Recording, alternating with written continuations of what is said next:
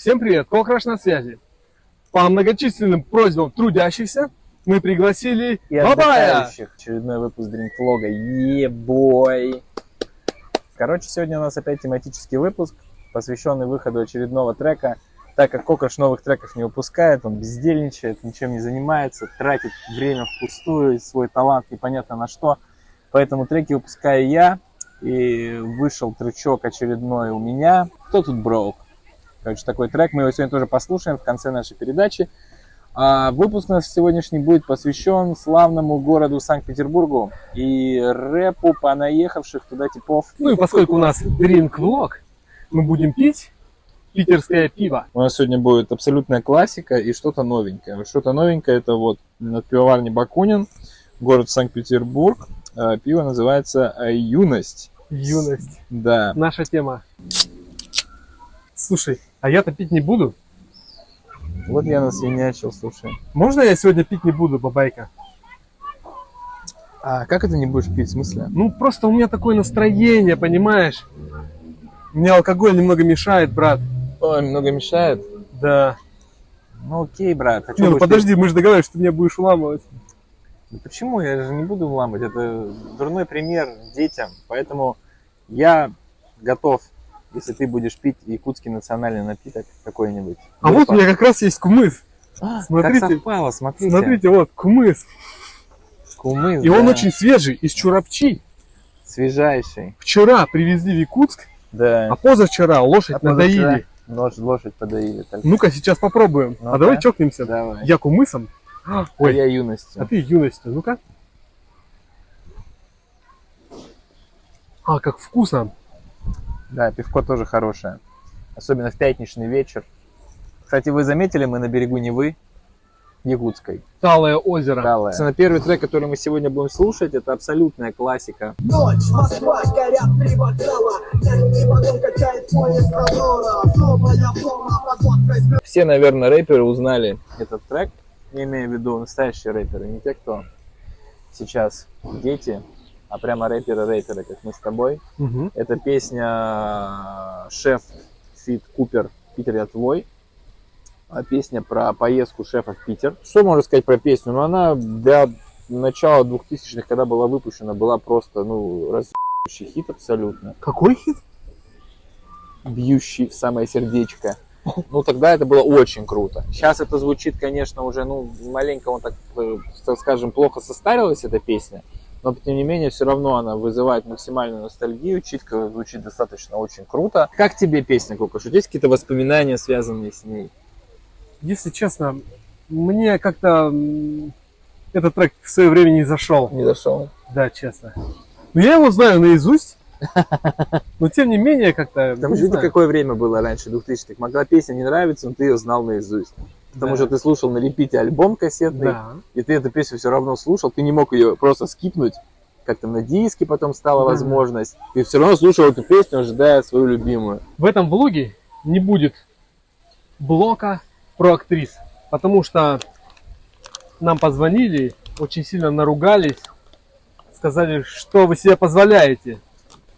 Поэтому вот не будет. Приносим свои извинения. Я знаю, что многие ждали, и многие уже потянулись выключать. Но нет, не делайте это, потому что я пошутил. Сейчас я расскажу вам про своих любимых актрис. Поэтому многие могут потянуться к салфеткам из маски. Рубрика «Неизвестные Бабаю имена». Первая. Лия Сильвер, как серебро. Нет, да первая серия, правильно. Лия. Ну ты же знаешь, наверное, секси Лия. Была в белом шоколаде. Лия Сильвер. Кристина Щербинина. Она как раз из Санкт-Петербурга. Да, у нее шикарная татуировка примерно в этой области. Видишь, да? Она родилась в городе Бишкек, но жила в Питере. Она, конечно, европейской внешности, да? Но мне кажется, она немного метиска все-таки. Ну да. У нее коричневые глаза, очень красивые, Надо глубокие. было про нее рассказывать в нашем предыдущем влоге. И это очень завораживает. Она очень талантливая. Вот, рэперов же называют фрешмены, да? Ага. И она вот фрешменка, старлетка. Фрешменка, старлетка. Да. Замужем она? Слушай, я хочу что сказать. Она вот очень активно снималась в разных кинокомпаниях поснималась с разными актерами и встретила свою любовь. Как мило. Да, встретила парня, и парень увез ее в Париж. Она уже вышла замуж и не снимается. Она родила ребенка, у нее все хорошо. Отлично. Но Ну, мы, так вот, ты, я ее помнишь. ее помню и никогда не забуду. Она же еще молодая. Не, Ну, порадуемся, пожалуйста. Я на конечно, самом деле порадуемся. очень рад, когда вот у девушек такой сложной профессии складывается все хорошо, когда все заканчивается замужеством, детьми, а не смертью от героина. Она в своем инстаграме написала, что продолжит делать красоту, но уже в неком другом формате. Это не будет прямо такой открытый формат, как до этого был. Возможно, будут какие-то фотосессии, там, не знаю. Ну что, товарищи, идем дальше по нашему плейлисту. Ага. Соответственно, и в продолжении этой темы у нас следующий трек. Это очень мощная песня тоже, но она уже менее известная для рэперов. И немногие рэперы ее приняли так однозначно, прямо как, допустим, песню «Питер, я твой» в свое время. Это песня, на которую тоже был снят классный клип для своего времени. «От Москвы до Питера». Исполнитель Big D, тогда участник группы Gunmakers, и G-Style. От Москвы до Питера, до Москвы лучшие хаслеры.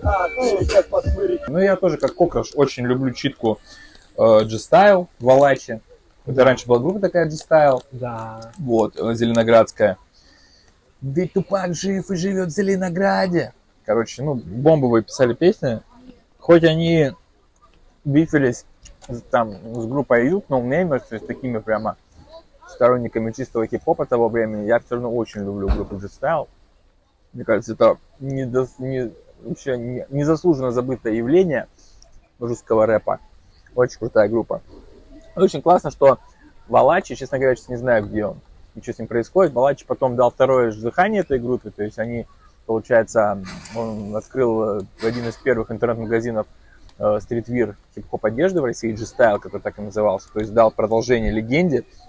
Вот, и именно посредством вот этого коннекта законнектился с основным покупателем данного магазина, с Big D. Ну и вот они, получается, сделали целую совместную пишку от Москвы до Питера. И это вот основной заглавный трек под музыку Бимбиц. То есть какого-то глубинного посыла в треке нет, он просто про коннект, про уважение, про то, что Питер и Москва вместе не воюют, потому что в то время, где-то конец 2000-х, такая тема шла, что Москва и Питер, рамс какой-то там есть, там на форуме hip-hop.ru это все муссировалось. Прикольный флоу, очень такая приятная, ни на что не обременяющая песня.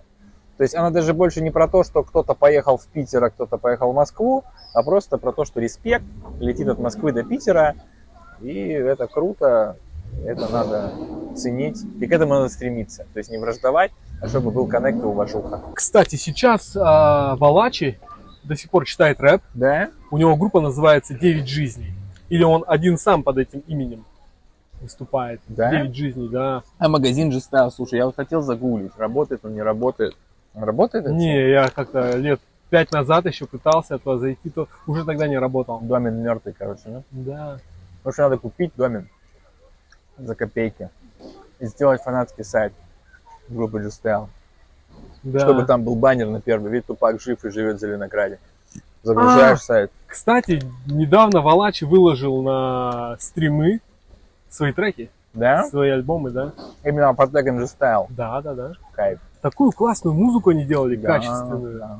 Ведь Тупак жив и живет в Зеленограде. Это же, блядь, ну, он умными была такая строчка. Да, Они да, угорали так над Да, ней. да, они простебали его, а тот сделал, наоборот, фишкой. Пиво прикольное, мне нравится. Да.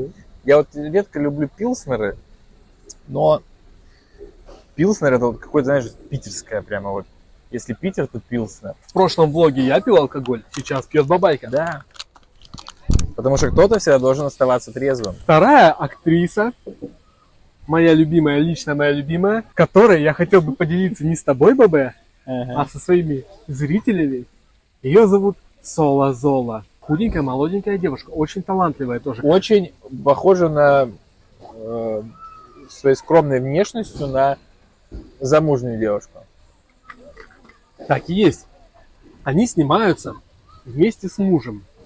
Только. Только с Мунтоном. Только с Мунтоном. Вообще ни с кем. Можно я скажу, Марк, Конечно, вот можно. буквально вот. Просто после предыдущего влога, когда ты застал меня врасплох, тем, что начал рассказывать про девушек вот этой профессии, я для себя открыл этот мир. Я маленько изучил, Поверхностно. правда. поверхностно, да, чуть-чуть по поверхности прошелся буквально пару раз. Понял, что, в принципе, современная вот эта индустрия, там очень много стало пар.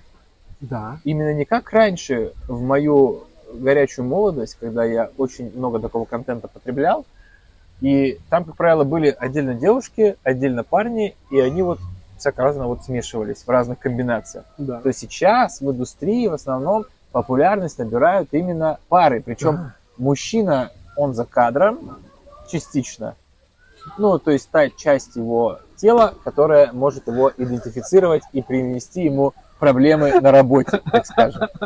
А та часть, которая на работе не видна, она видна в кадре, и она как бы работает, выполняет функцию дополнения его супруги.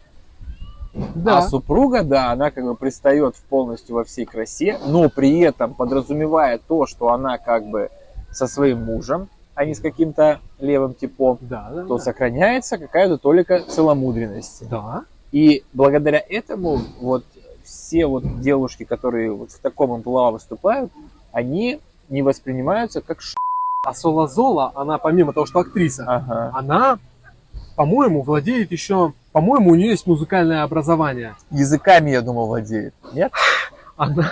Она точно умеет играть на фортепиано. Я подписан на нее в Инстаграм. Ага. Я смотрю, там она аккорды берет, потом она поет. У нее академический вокал красивый очень. Да ты видела не мала, но нашла меня по глазам. Твое тело это скандал. И я хотел с ней записать трек. Короче, когда я писал песню «Настоящая любовь», там у меня грязный куплет был, да? И я искал девушек и припев. Никто из местных со мной записываться не хотел, после того, как услышали текст. И я решил пуститься в тяжкие и рассылку начал делать звездам там, кому там, кто есть там из звезд, Артик и Асти, да, ну, вот Асти певица. Артику написал. Нет, и Асти написал. Потом, ну, кто вот мне более-менее нравится, там, Нюша, там, ну, кто, я вот забыл даже, у меня там целый список был. И думаю, ладно, терять нечего, в рассылку включу Сола Золу. И она тем же вечером написала: ой, мои фанаты, вы помните, что я пою, типа, да, спасибо вам.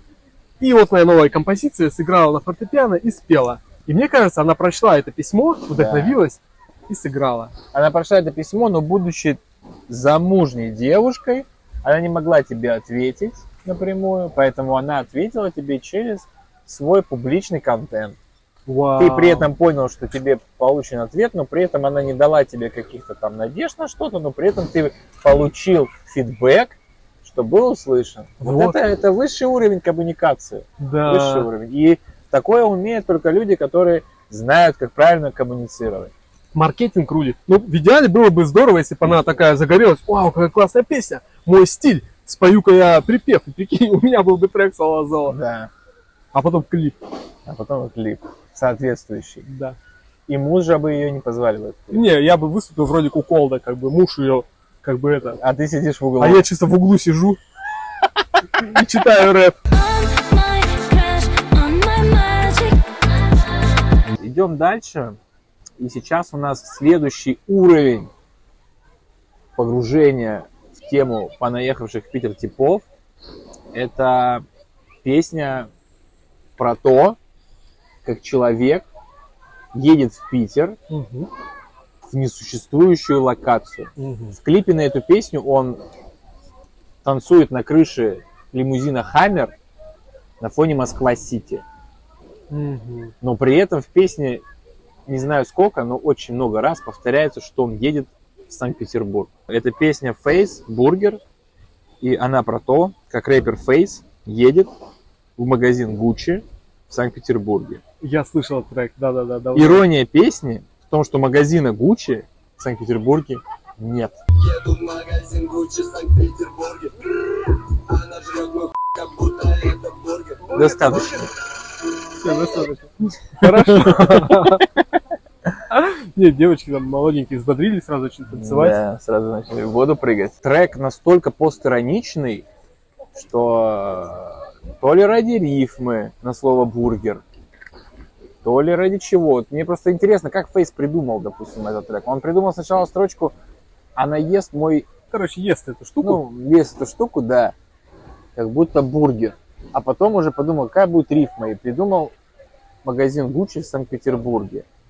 Причем, я понимаю, что была двойная рифма. Типа, он бы, допустим, читал, типа, «Она ест мой бутчер, словно бургер. Еду в магазин Гуччи в Санкт-Петербурге». Но даже двойной рифмы нету. То есть, получается, по сути, появление слова Гуччи вообще непонятно в этом треке. Но, тем не менее, он есть, он имеет место быть. Это был большой хит в свое время. И сам факт появления такой песни, он, конечно, интересен. А я хотел тебя узнать, вот чем хорош Питер? Почему туда люди так стремятся? Вот у Да, нас же мы же забыли сказать о том, что Кокош не был ни разу в Питере. ни разу не был как бы. Если я в Питере был уже кучу раз, я по работе много туда ездил, и в отпуск туда много ездил. Я люблю Питер гораздо больше, чем Москву. Там как-то больше истории, больше какой-то романтики, больше какой-то творческой энергии там. Вот. Питер, мне кажется, хорош тем, что он все-таки больше сохранил какую-то свою историческую ценность, нежели Москва. Если Москва это как бы синоним реновации, того, что там все что-то переделывается, делается, модернизируется, бабки туда вбухиваются, то Питер, он как бы город, сохраняющий свой какой-то исторический облик. Ну и плюс там, если мы смотрим с точки зрения рэпа, там очень в свое время была сильная рэп-школа. И поэтому, мне кажется, рэперы туда тянутся поэтому. Третья любимая российская актриса Кокраша. Ее зовут Свити Фокс. Свити Фокс. Ну, Свити я знаю, как пишется. Ты знаешь ее, да, Свити? Не, я знаю, как пишется Как пишется, Свити. знаешь, да? Это типа сладенькая, Свити. Да, вот Свити А Фокс. Фокс это как лиса, Да, да? лисичка, да. Мне чем она Лисичка, нравится? Она сестричка. молоденькая, она очень харизматичная. Видно, что она смотрит аниме, она делает постоянно косплей.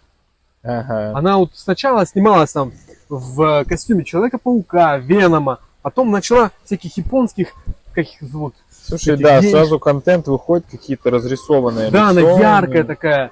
И она, знаешь, она вот, когда снимается, она язычок показывает, играется всяко разно. Ну, то есть она такая анимешка, типа, да? Глазки закатывает мило, Ага. скашивает глаза. Косит глаза. Муж есть у Муж, него? вот у меня это тоже. основной вопрос. Я как Это поборник семейных ценностей, я первым делом спрашиваю не что тебе в ней нравится, а есть ли у нее муж. Все, понял. Ладно, хорошо, буду сразу отвечать. Муж, да, есть. Есть Она муж, только всё. с ним снимается. Все. Все, И отлично. больше никого до мужа у нее и Отлично. после мужа не было. Но это тоже вот возвращаясь к той тенденции, которая сейчас складывается, то есть она вот из этого нового поколения актеров этой профессии. Да-да-да, новая школа абсолютно.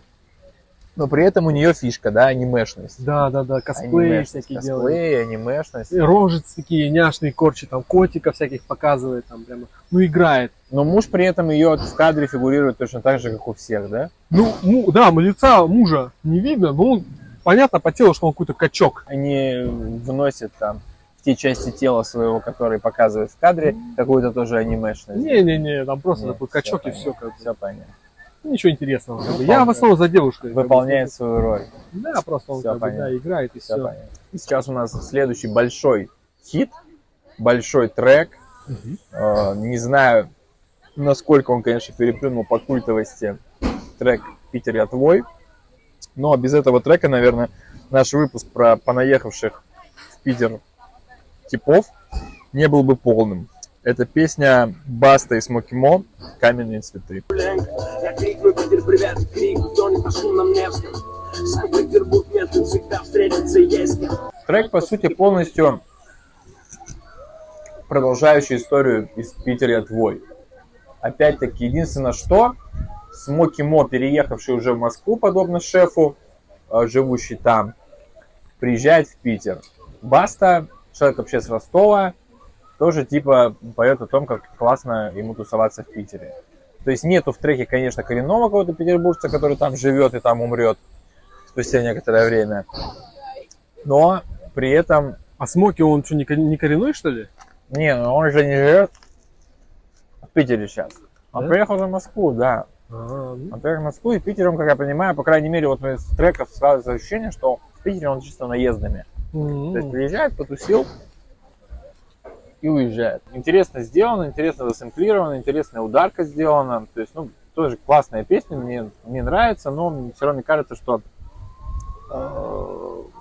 трек не настолько мощный, насколько вот как-то он так вот его раскрутили. То есть, в принципе, есть гораздо более мощнейшие песни на совместном альбоме Басты и Смоки Мо. Это вот один из таких альбомов, незаслуженно как-то истории забытых, хотя альбом на то время просто был, ну, бомбовый. Да, прикинь, Ну, Смоки и Баста, два крутых Да. персонажа. Да. Но при этом сейчас Баста, мне кажется, читает круче, чем тогда. Да, конечно. А Смоки при этом наоборот. Да. Смоки последнее время как-то, не знаю, подсдал позиции, на мой взгляд. Хотя Смоки Мо это мой любимый рэпер. А прикинь, Выдает. я же Смоки Мо руку пожал лично, когда он приезжал в Якутск, в Парадокс. Я притворился журналистом, пробрался на пресс-конференцию и задавал ему вопросы разные. И столько вопросов я ему задал, ему понравилось, мне кажется. Продал ли ты душу дьяволу? Ты задал? Да, ему да, вопрос? да, да, да. Почему ты так круто читаешь? Неужели ты душу дьяволу продал? Да, ну он как-то отшутился, но мне кажется, он понял, что я спалил его. Потом подошли и по рукам ударили. Little, это маленький же, да, правильно? Да. Angel это ангел. Little Angel. Но когда ты будешь искать, там какие-то мультики наверняка Да, появятся. вот, я, видишь, нашел. Нашел, видно? И поэтому там нужно написать, поэтому там еще нужно написать одно ключевое слово. Какое? Ой-ой-ой. Ой-ой-ой. Вот это слово нужно написать, и тогда У меня вообще ничего не выводит. поисковике. Потому что у меня включен безопасный поиск. Чтобы мне, не дай бог, не вылезла какая-то срамота. Я напишу actress. А когда ты искал до этого актрис, там просто выходили фотографии, где они там в офисе сидят. Да, там, Little да? Angel, А я думал, ты прямо вот она, смотришь. да? Вот, это она, Всё, да. отлично. Вот она такая Я маленькая, нашел. миниатюрненькая девочка. Это семейная пара. Я думал, ты себе скажешь, это семейная традиция. Это семейная пара. Ее мать, Тоже. ее бабушка. Они же... Нет. Они живут за рубежом со своим парнем и пилят контент. И вещают вообще как бы там туда, на запад. Но мы-то как бы Но мы-то своих знаем. интересуемся. Да, Мы мы-то своих интересуемся. знаем. Мы своих узнаем по глазам. Вот это вот русская тоска во взгляде, даже когда ты занят чем-то очень важным, она всегда сочетается. Но вот единственный момент, который мне не нравится, да? Она же музыкант, Ага. и она играет, как это называется, стручок? Нет, смычок. Смычок. Смычок, на котором она играет, он какой-то худой, тонкий. Ну, короче, как-то не по стандартам. Наложить эффектов. Будем надеяться, что Little Angel раскрутится, у нее получится зарабатывать достаточно денег, чтобы смычок ее партнера отвечал запросу взыскательного потребителя. Вот так вот. Трек якутского рэп-исполнителя, который долгое время учился в Питере, по-моему, полноценно учился в Питере, получил там высшее образование и посвятил, соответственно, этому городу целую песню. Джида, наш братишка, с песней «Питер». Питер, кто его видел, тот знает все сам. Ему подобные стоят иные города, но он один. Это один из немногочисленных треков, где Джида читает на русском языке. А есть еще, да? Я, Ну, честно говоря, удивился. Есть, на самом деле, там диск какой-то был на 6-й Союз или на кого-то, он там Ага. отвечал по-русски. Нормально. Ну, это давно было, в 2003 году или даже в 2002. Я очень большой поклонник флоу Джиды. Очень наслышан ввиду того, что ну, сам не носитель языка Саха, но очень наслышан на литературности его текстов, о том именно насколько даже ребята, которые знают язык Саха, не до конца понимают все тексты Джиды. То есть насколько там литературно все и классно сделано. Я очень такое люблю, очень люблю работу со словом. Когда ты не просто рэпуешь ради флоу, когда у тебя есть и флоу, и работа со словом, со смыслом, когда все это вырисовывается в единую картину. Мне кажется, даже тембрально Джида это вот наш такой вот якутский Кендрик Ламар. Есть еще один момент. Этот трек он записал примерно в 2008-2009 году. И на тот кон он жил в Петербурге больше, чем жил в Якутске. То есть он же пацан из Мегино-Кангаласского улуса, из села Мая. всю свою жизнь он прожил там. И после школы сразу же, по окончанию, поехал в Петербург. И там жил 5 лет или даже больше, потому что он, по-моему, академ брал. Потом он еще какое-то время работал там еще в Питере. Он где-то лет 6-7 там прожил. А в Якутске на тот кон он не прожил ни года, по-моему. Ну да. И Питер для него тогда был роднее, чем Якутск. G.A., да? Да, Джи Алиса. Слитно пишется? Раздельно. Лиса как Лиса, да? Да. Твоя любимая Через корейская певица. О, да, Лалиса. Она вот именно берет тем, что она рыжая. Но у нее Бесстыжая? очень бесстыжая. Муж есть? Сразу вопрос. Сорванцовка, сорванец. Сразу вопрос. Вот Сорванциха. мой вопрос Нет. как человека, Нет. радеющего за семейные ценности. Пока что, насколько мне известно, у нее нет мужа. И она, кстати, подруга Лии Сильвер, они вместе дружат. И, возможно, Лия Сильвер найдет такие мужа. Мужа иностранца. Ну, я не знаю. Но да не мы нравится верим, никого. но мы верим, что вот эта вот Джиа Лиза найдет себе мужа в России, который будет готов простить ей ее легкие шалости и будет готов с ней вместе стать многодетной семьей, вырастить как минимум 3 детей совместно, чтобы поднять демографию РФ. Как это максимально прозвучало скрепно. И Балтика тройка еще. Ну все, как Ну бы да. коротко о ней. Да. Но есть еще Ева. Как ее? Больно. Нет.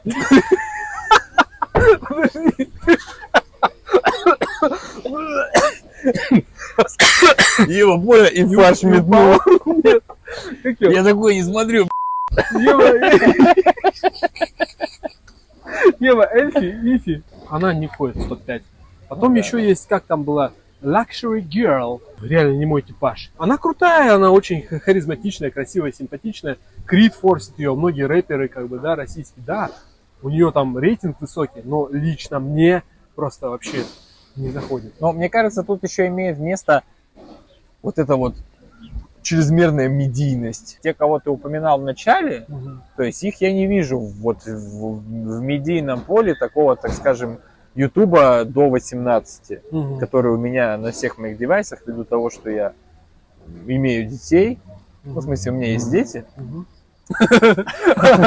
поэтому, соответственно, у меня все настройки такие, что у меня вот весь контент, который сильно взрослый, он обрезается, и поэтому, допустим, вот их всех я не вижу, а вот Luxury Girls я вижу, потому что она как раз вот как-то вот лезет вот в эту нишу. И из-за этого ее, мне кажется, творчество в рамках ее основной деятельности воспринимается иначе. И теперь, соответственно, время послушать тот трек, который инициировал весь этот влог. Это песня проекта #ЧП Who is Broke. Соответственно, пока включаю, расскажу, что в этом проекте состою я и мой братишка Костик, который в свое время, сколько-то лет назад, переехал в город Санкт-Петербург, живет там уже и уже является, по сути, Питерчанином. И я не вижу снов, ведь все это как сон. Дела без косяков, но постоянно с косяком за память. Дела без висяков, но постоянно с висяком. С косяком, то есть, извини. дела без висяком, но постоянно с Витей Синяком. Птичий косяк. Да? Да, да. И Витя Синяк. Прежде чем начать рассказывать про историю этого трека, я открыл следующее пиво. Это абсолютная классика. Балтика номер 3. Недавно перезапущенный бренд пивоваренным заводом Балтика. Тут даже написано классическое. То есть я его не пил, не знаю, лет, наверное. 25. Я начал пить после 18, как законопослушный гражданин. Поэтому я не пил его 15 лет. А что такое брок вообще? Что такое? Можешь рассказать? Ну, броук это такое популярное понятие, типа сломленного типа, неудачника, короче, потерянного и так далее. А проект ЧП это изначально проект даже не таких песенок, которые типа такие легонькие, про любовь на какую-то общую тему. Это как песни противостояния, где встречаются два там амбициозных типа и начинают мириться своими пи***. Минус мы решили взять ультрамодный на то время. Но в то время это было прошлое лето. Сейчас уже, наверное, другие Да, стили. тогда тренди. жестко хитовал именно Jersey Club. Это жесткий панч от Казьбана и техничный рэп от Бабая. Мгм. Вот. Мне трек очень понравился, честно говорю. Но единственное, мне не хватило припева. Я тебе об этом уже говорил, Да. но Бабайка говорит, что вот в этом и фишка. По куплету мы выдаем, под минус раскачиваем, раздаем, без припева. Ладно? Да. Так видит автор. Бабайка. Я не понимаю, в чем изюмка Питера? Я считаю, что изюмка города Санкт-Петербург в его исторической ценности. Но я-то не интересуюсь историей совсем. И мне там как бы ловить нечего, что ли. Я не вижу себя в Петербурге почему-то. Ну, тогда творческость. И как-то творчество там развивалось, мне кажется, больше, чем в Москве. Ну да, надо, короче, мне кажется, лично приехать в Петербург, проникнуться этим городом. Да.